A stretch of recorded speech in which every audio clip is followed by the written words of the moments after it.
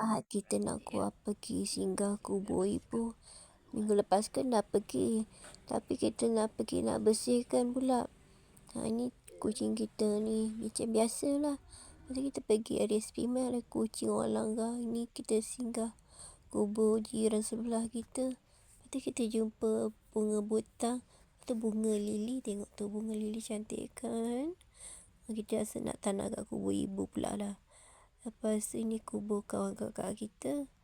Lepas tu ni kubur mak kita. Kita bersih-bersihkan.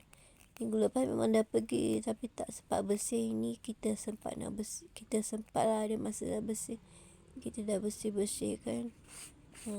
Kita bersihkan lah kubur ibu kita.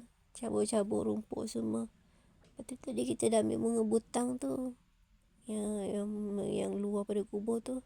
Kita cuba tanam tepi tu. Kita biarkan lah tengok macam mana. Hidup ke tak. Tu kita letak minyak wangi kasturi.